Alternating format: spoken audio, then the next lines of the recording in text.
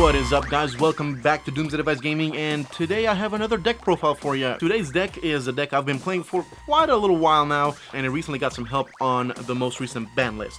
Now, the deck, of course, is Monarchs. First off, we're going to start off with Aether at 3. This is a great card. I love it. Now, of course, I would have loved to get Pantheism back rather than Aether, but hey, you know what? I'm glad at least we got something. It's just that the other one would have been a little bit better. Anyways, so this card is pretty good. Like all the other big Monarchs, level 8 Monarchs, you can tribute it for 1 tribute if you tribute a tribute summoned monster. Or, of course, with our field spell, you can reveal it, make it a level 6, basically. But anyways, when it's tribute summoned, you can send 2 Monarch spelltrap cards with different names from your hand or deck to the graveyard to special summon a Monarch monster or monster with Monarch stats from your deck. Now, of course, that monster does go back into your hand during the end phase, but it's a good way to have a good beater, especially if you're not going first with this thing. It's a good way to have an extra body on board you can go into. If you had an extra deck, this is not extra deck, by the way. If you didn't have an extra deck, you would facilitate rank head plays, but whatever. This is regular Monarchs, mostly because I could not afford Pot of Extravagance, so yeah, I figured I'd play the regular Monarchs, which, in my opinion, are a little bit more fun anyways. Also, during your opponent's turn, if this card's in your hand, you can banish 1 Monarch Spelltrap from your graveyard to tribute summon this card right away. So it's a great card, works great with Monarch Stormforth, because you can just tribute your opponent's monster during their turn, summon this, summon another thing, and then pop 2 if that other thing happens to be a Karaz. So, great card overall. I love it. Play at 3 because always advantage. Getting stuff out of your deck is always fun because this deck can brick pretty hard.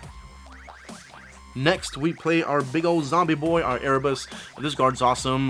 If you play him going first, which you really always want to go first with this deck, when he is tribute summoned, you can send 2 Monarch spell traps with different names from your hand or deck to the graveyard, and you get to shuffle 1 card back either from your opponent's hand, field, or graveyard.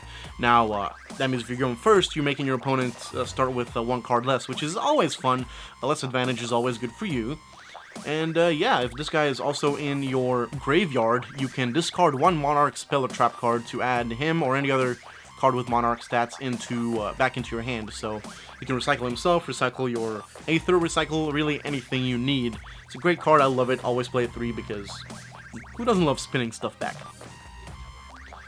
Next, for a slightly spicy deck, in my opinion, spicy anyways, we play 1 Borg, the Mega Monarch. Now, most people in this lot would play Pespelos, which, I mean, I get, you know, that's ripping cards out of your opponent's hands, which is great and all, but this card rips stuff out of their extra deck, which is even better. With most decks these days focusing on extra deck monsters, I feel like this is great. So whenever he is tribute summoned, you can tribute 1 monster. Your opponent has to send cards equal to that monster's level from their extra deck to the graveyard. Now, if that monster happens to be light, which he is, by the way, so if he tributes himself, you get to choose what cards your opponent sends. Now, the thing about Link monsters, and most of the other extra deck monsters, they have to be properly special summoned first before they can be revived from the graveyard. So you send all their big monsters, all their good Link monsters from their deck, from their extra deck into the graveyard, and now they can't do anything with them. They're basically dead in the water. They can't revive them, they can't do anything, and yeah. So since we play no extra deck, we want to kind of even out the playing field, so that's what that's what he does. He just makes your opponent not have an extra deck. Now, I know, of course, we have Domain, which doesn't let your opponent go into it, but there's ways to get rid of that. You can get rid of Domain, you can get rid of the Monarch that you have, stuff like that, so they can go into it, but this card just says no, which is why I love it.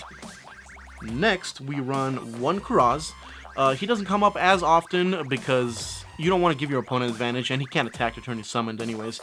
He does pop 2 whenever he's played, doesn't matter special or normal summoned. And now the person whose stuff was popped gets to draw cards equal to the amount of cards popped. And like I said again, that's up to 2. So you can pop your own stuff, for example, him and something else to draw 2 for yourself, which is a really good way to, you know, just cycle through your stuff, get more stuff, because again, like I said, this deck bricks and you need to get to your stuff pretty quickly. But I just don't like giving my opponent advantage, so that's why I'm only having that 1 right now. Next, we run 2 Vanities and 1 Majesty's Fiend. Now, we run this guy over here at 1 because we can search him through our stuff.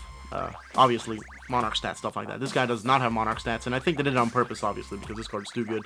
This one says your opponent can't special summon. This one says your opponent can't activate, or nobody can activate card effects.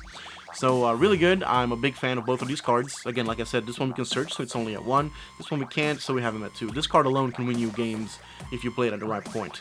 Really awesome card. I love it. Next, we play 2 linkslayer. Now, I know these are blank sleeves, but trust me, these are going to be linkslayers here in a bit. I was supposed to get them in today, but there was some delay in shipping or whatever, but that's okay. I'm not mad about it. Anyways, linkslayer, you can special summon him from your hand, and he's a level 5, so you can even tribute summon him to get your tribute summon effects going, which is great. Also, he pops back row. You can discard up to 2 cards from your hands to pop 2 back row. Now, of course, I wish I could have put Pankratops in that position, but the thing is, this guy, you can special summon him when you have no monsters on the field. Pankratops, your opponent has to have monsters for you to special summon him. So this is a great card going first. You can special this and then tribute a Monarch over it or whatever you need to do. Which is, like I said, it's pretty good.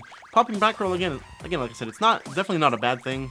Back row can be a threat to Monarchs, but again, like I said, if Pankratops could be special summoned while your opponents didn't have anything, I'd definitely run him over it, but linkslayer is not bad. So next are our small guys. We run 3 Yugioh, and Yugioh is our starter. Where's the third one? Where's the third one? Show yourself. There it is. So, let's move that out of the way. So, 3 of these are our starter, basically. When you normal summon her, you can special summon another one of these little guys from your deck. And we do run 3 Erebus as well. Or, I'm sorry, 3 Eidos as well. So these cards in tandem are amazing. Let me see if I can put them on the screen together for you. So 3 and 3 basically. So yeah, when she's summoned, you special this guy, and this guy says when he's summoned, it's normal, special, you get to tribute summon again, or summon again basically. So summon, and then you get to summon a big guy over them because 2 tributes. It's great. When this card's sent to the graveyard, tribute, or whatever, any way you want, people actually used to run Foolish to send this back in the graveyard, you can add one of your banished spell traps back to your hand. Now, you would do that mostly for Pantheism, because Pantheism is at 1, and that card is busted, and usually gets banished pretty early on, so great card for that. And also, if both of these are in your graveyard, or our Mithra, which is our 3rd little one, you can banish this to special summon either one of these from your graveyard. So Mithra is pretty great going first. Now, it does give your opponent a token, which isn't exactly the greatest, but if you're going first, you have this, you have a free special summon. Special summon that, and then you can tribute summon, and then you can tribute summon again. Basically, this gives you an extra tribute summon on turn you activate its effect. So, for example, you can tribute summon one of your smaller guys, and then tribute summon a big guy on top of it, which works really well. So you can get your big guys out right away first turn, even if you have just this, or just this, which is amazing. So I love these guys. So 3-3-1 at the moment. Next, we're going to get into our Monarch spell traps, and spell traps in general. Pantheism, because busted. This card is great. You can discard, activate discard 1 Monarch spell trap to draw 2. Great draw 2 effect. You want your Monarch spell traps in your graveyard anyways, so you can use them for other effects, stuff like that. Yeah, and you can banish this card from your graveyard to reveal 3 Monarch spell traps to your opponent, and they get to choose 1 to add to your hand. Now, this is pretty good because you run almost all your other ones at 3, so basically you tell your opponent which one they're going to choose, which is great. And like I said, with our Yugioh, the little one, we can just recycle this once it gets banished. So a really good card. I understand why it's at 1, but I would definitely want it more because great advantage. I love this card. Next, we run 3 Domain, because Domain.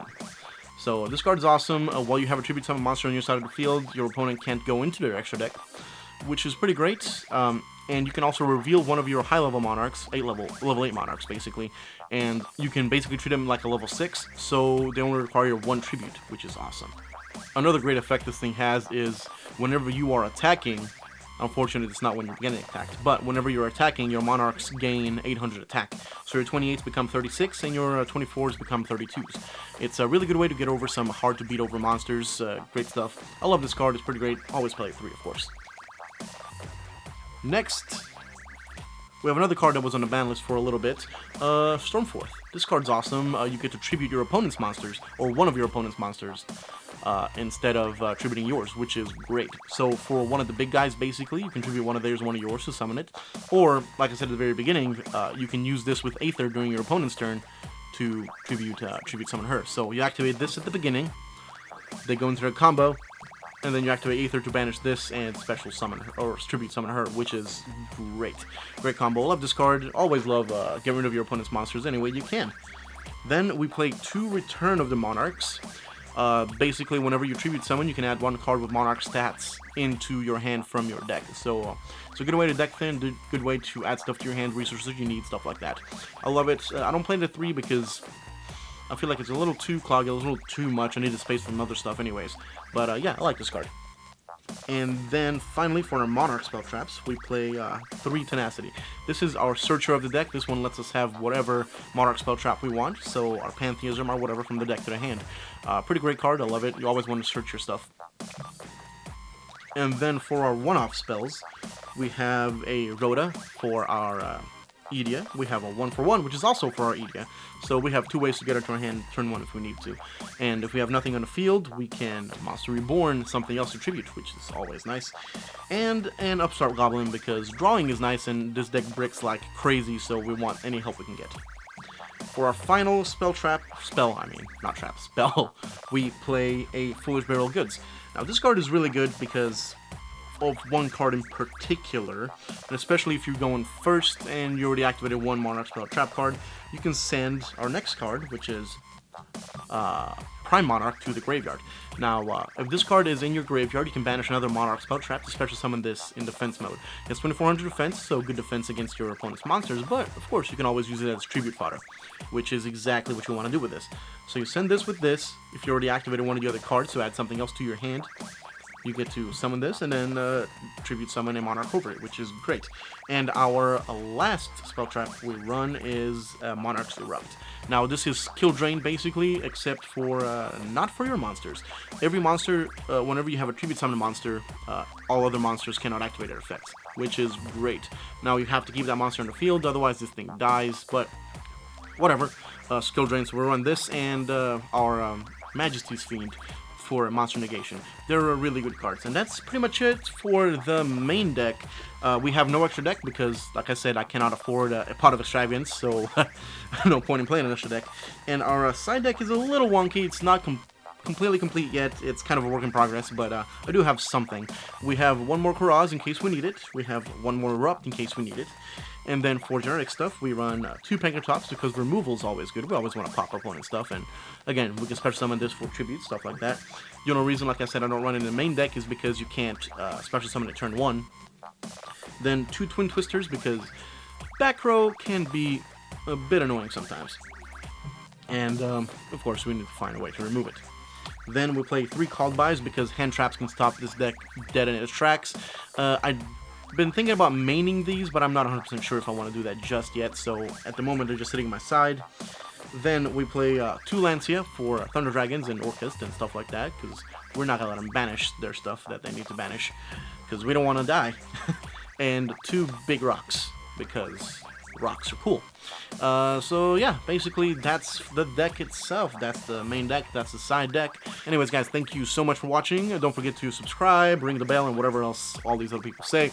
Well, thank you so much for watching guys, and I will see y'all next time. Bye bye.